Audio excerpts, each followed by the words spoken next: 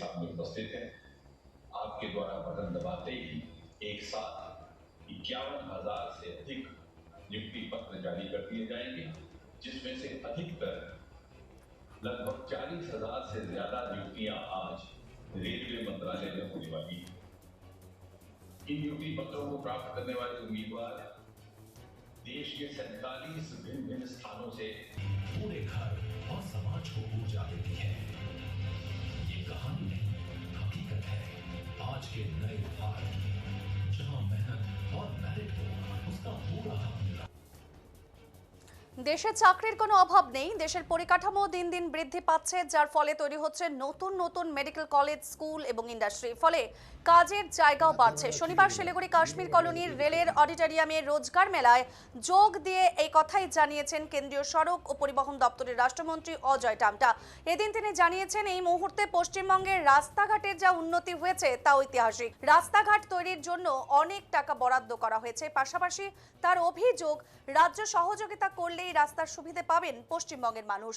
জমি জটের কারণেই যেই রিং রোড বানানোর কথা রয়েছে পশ্চিমবঙ্গে, তা আটকে রয়েছে বলেও তিনি কিন্তু জানিয়েছেন। এদিনের এই মেলায় উপস্থিত ছিলেন সাংসদ জয়ন্ত রায়, বিধায়ক শঙ্কর ঘোষ, শেখা চ্যাটার্জি, আনন্দ বর্মন, দুর্গা মুর্মু এবং কাঠিহার ডিভিশনের ডিআরএম সুরেন্দ্র কুমার। সুরেন্দ্রবাবুও জানিয়েছেন, এদিন এখান থেকে ৭৯ জনের হাতে চাকরির নিয়োগপত্র তুলে দেওয়া হয়েছে, যার মধ্যে ৭৫ জন রেল এবং বাকি 4 জন পোস্টাল বিভাগে চাকরি পেলেন।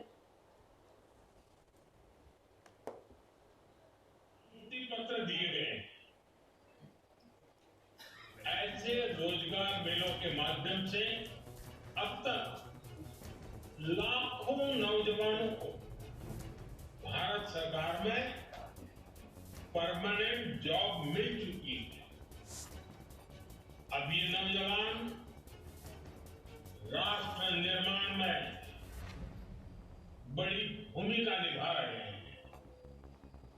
आज भी आप में से कई ने भारतीय रेल में अपने दायित्वों की आपके सामने उपस्थित है।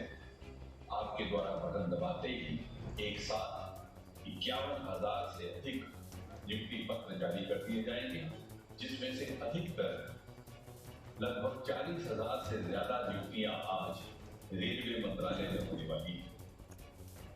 इन नियुक्ति पत्रों को प्राप्त करने वाले उम्मीदवार देश के 47 भिन्न भिन्न स्थानों से पूरे घर और समाज को ऊर्जा देती है।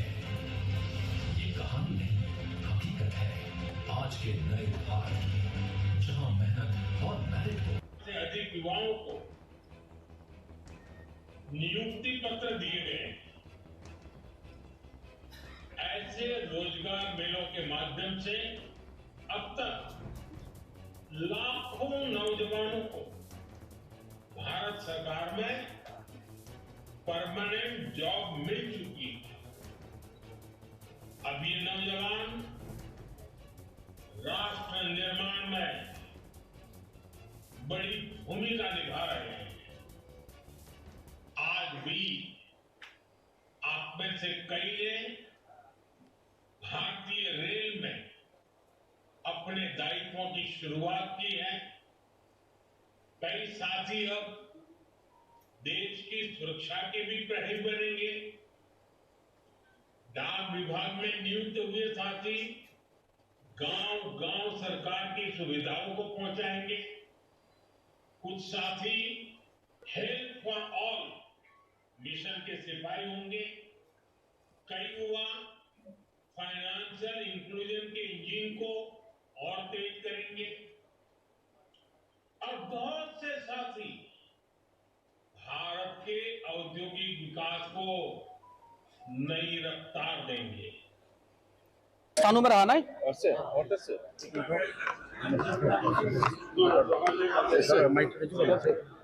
सर, रोजगार मेला अभी यहाँ ऑर्गेनाइज किया है, बहुत लोगों को मौके दिया गया है, क्या कहेंगे?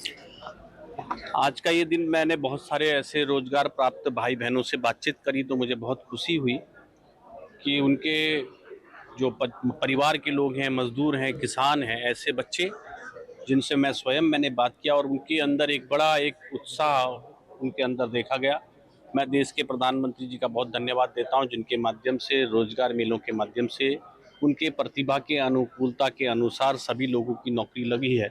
आज ऐसे 47 स्थानों में लगभग 51,000 लोगों को आज नियुक्ति पत्र दिए गए। पिछले 10 लाख लोगों को इस प्रकार से रोजगार मेलों के माध्यम से रोजगार प्राप्त हुआ है। ये अपने आप में बड़ी उपलब्धि है। बहुत शुभकामनाएं हैं। आज मुझे इस क्षेत्र के अंदर आने का अवसर मिला और उनको रोजगार पत्र देने के साथ साथ हम सभी जनप्रतिनिधियों ने बहुत खुशी हम सबको प्राप्त हुई है और सभी को बहुत बहुत बधाई और नए उत्साह और नए उमंग के साथ वो सब लोग आने वाले समय के विकसित भारत के संकल्प को भारत के अमृत काल में अपना काम करेंगे। सर, देश में जिस तरह से नौकरी दिया जा रहा है, डिस्ट्रीब्यूट किया जा रहा है, क्या लगता है देश में नौकरी की कोई कमी है? देश में किसी भी प्रकार की नौकरियों की कोई कमी नहीं है और आपने देखा कि पिछले 10 लाख लोगों को रोजगार मिला है। क्योंकि भारत का जो इंफ्रास्ट्रक्चर है वो लगातार बढ़ रहा है। आप देखिए कि देश में मेडिकल कॉलेजों की संख्या बढ़ी है, इंजीनियरिंग कॉलेज की संख्या बढ़ी है, हमारी नई यूनिवर्सिटियां बनी हैं, हमारा इंफ्रास्ट्रक्चर बहुत बड़ी मात्रा में बढ़ा है, चाहे वो रोड नेटवर्क है, रेलवे नेटवर्क है। तो जब कोई भी इंफ्रास्ट्रक्चर बढ़ता है तो उसमें रोजगार बढ़ता ही बढ़ता है। और आज आप देखिए हम पूरे देश में दुनिया के दूसरे नंबर के रोड नेटवर्क को बना रहे हैं। हमारे भारत में 1.5 लाख किलोमीटर रोड NH का है, जो उसमें मेरे डिपार्टमेंट भारत सरकार आदरणीय नितिन गडकरी जी और हम लोग कर रहे हैं। और आप देख ही रहे हैं कि हम इस पश्चिम बंगाल के अंदर भी जो रोड नेटवर्क के माध्यम से जो ऐतिहासिक काम हुए आज तक कभी नहीं हुए हैं।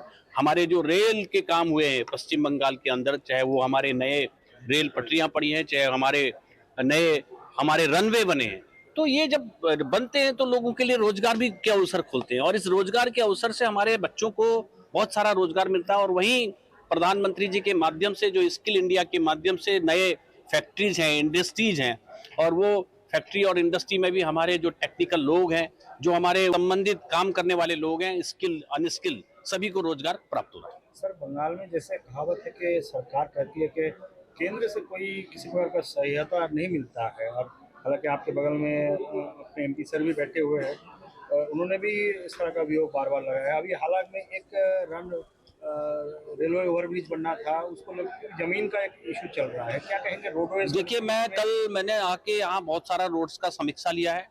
जिस प्रकार से हमने रोड नेटवर्क में पश्चिम बंगाल के अंदर हमने बहुत अधिक मात्रा में बजट आवंटित किया है। अभी यहीं का रिंग रोड का है। ये रिंग रोड के लिए हम बहुत जल्दी DPR बना रहे हैं, मगर स्टेट गवर्नमेंट का अगर फॉरेस्ट हमको जमीन उपलब्ध हो जाए तो हम बहुत जल्दी यहाँ का रिंग रोड बनाएंगे। हमको कोई दिक्कत नहीं है, क्योंकि हम चाहते हैं कि जिससे बहुत सारा यहाँ का एक ब्रिज है, वो ब्रिज हम बहुत जल्दी बनाए।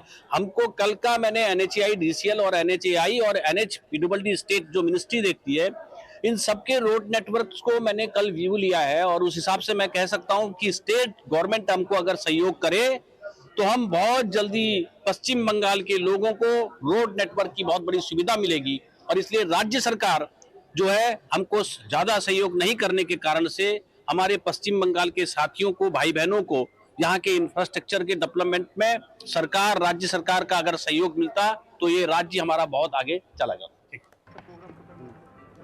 आज का प्रोग्राम जो था यह रेल रोजगार मेला का आयोजन किया गया था। कटिहार डिवीजन के द्वारा इस स्थान पर आयोजन किया गया था और देश के 47 स्थलों पर ऐसा आयोजन किया गया था माननीय प्रधानमंत्री जी के नेतृत्व में। और इस स्थान पर करीब 79 नियुक्ति पत्र दिए गए हैं। 75 रेलवे की तरफ से थे, 4 पोस्टल डिपार्टमेंट की तरफ से थे और सभी को नियुक्ति माननीय रोड परिवहन राज्य मंत्री श्री टमटा जी के द्वारा दिया गया था और यह व्यवस्था चलती रहेगी। और जैसा कि बताया गया कि इस रोजगार मेले के माध्यम से आज के दिन में पूरे देश में करीब 51,000 से ज़्यादा नौकरियां दी गई हैं।